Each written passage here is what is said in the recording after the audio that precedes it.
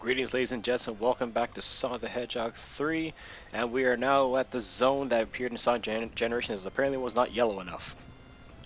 Okay, let me just bring this up real quick. Fuck the people who were complaining about that shit. Like, of all the things you could choose to complain about, you choose to complain about the color of the stage not being yellow enough. If anything, it's being more realistic. 'Cause I'm pretty sure they wouldn't. I'm pretty sure there is not a single type of structure that's yellow like this. And you know what? I'm pretty sure those same people are probably the people who wouldn't download a mod for the PC version of Generation that would probably fix it. Yeah, but I have to say this is a really memorable zone in like Sonic 3, like probably the most memorable. Well, it's the penultimate stage, really. Yeah. Well, besides Death Egg. Well, it's also unique in that you're fighting like there's 3 bosses you have to fight technically. Yeah. Well, they're all easy, but. Well, yeah, no one said they were difficult, but. Although just be careful because those egg robos are kind of dickly placed in some spots. Because there's a lot of times I just run into them. Their hitbox is actually rather big. Yeah, this is the first time for them to blindside you. Also, clouds don't work like that. Well, what do you know, Ramon? In Sky Sanctuary they do. And sorry, but the YouTube compression is making that ball look oddly strange, and I flinched. Yeah, the YouTube compression right now is there's supposed to be a checkerboard pattern on that ball, but because of YouTube compression, it's just one solid color. Yeah, it looks like a giant apple or something. I actually flinched because I was trying to hit the instant shield. I don't know how exactly that was going to help me in that situation, but man, you really don't like Hypersonic.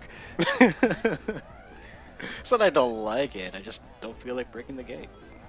Except for with one exception. What, Knuckles? No, it was, well, okay, 2 exceptions. Is it for Death Egg Zone? Yes. Okay, well you can't really do anything about that. What? So I have to be super in order to get there? Oh wait, sorry. No, I meant Doomsday Zone, not Death Egg. Yeah. My mistake. That's not the one. I don't count that because that's mandatory. Yeah, that's basically a boss fight on its own. No, Jerome will find a way to make sure he doesn't go Hypersonic. But right before you like deliver the final blow, or like right after you hit 0 rings. Yep, that's happened to me at least twice. Until I discovered there's a boost button. Wait, there's a boost button? Yes. Oh, you never knew? No, I didn't actually know this. I just did it without a boost button. Yeah, there's a boost button and it completely fucks over that boss fight. By the way, what time are we at? My video froze. 252. 5:52, 53, 54, 55, 56, 57. Okay, I'm caught up. Yeah, my mind is being blown right now. I didn't know there's a boost button. Well, there's nothing really telling you that, and there's no proper animation. Also, I'm fucking there's no visible assertion that you've actually boosted at all. So it's an invisible sort of boost.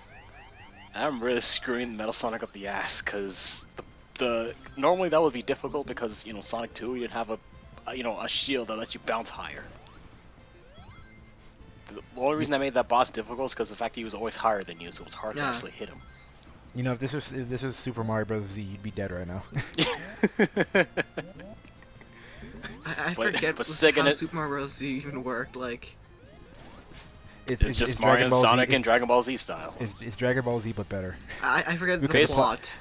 Like, basically, with Yoshi, and that's where it like zoned out. Basically, it's the type of crossover that we wish we had instead of the Olympics. Hey man, don't they do isn't there boxing in the Olympic or something? Is it the closest you'll ever get? The sad thing is that the closest we'll ever get is Smash Brothers. The thing is though, the fact that Princess Peach can beat the shit out of Bowser out of whim just further aggravates the fact that she's always helpless in the normal games. Well, yeah.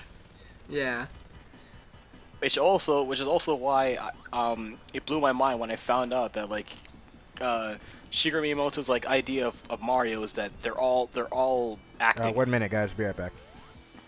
Well, like that makes sense, I guess, considering that it sort of deals with all the stupid stuff in the Mario story. But then again, you don't really play Mario for the story.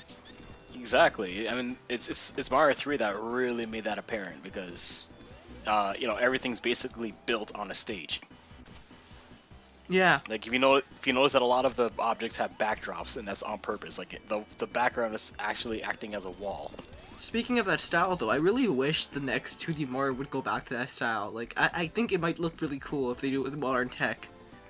Well, the closer you'll get will be Yoshi's Woolly World, or even Yoshi's Story. Yeah. Because both those games act as if they're in they're in something. Like Woolly World is everything's made out of yarn, and Yoshi's Story is everything's in a book, Yeah. which I thought was kind of cool. And then there's Okay. Yoshi's Island, which is everything is like drawn into children's book or whatever. Yeah, Oh, drawn, yeah, you're right. like a crayon, like crayon color. Yeah. And to this day, I love that art choice. Yeah. I think that's one thing I liked about the Yoshi's Island series as a whole. They always use some kind of like art style.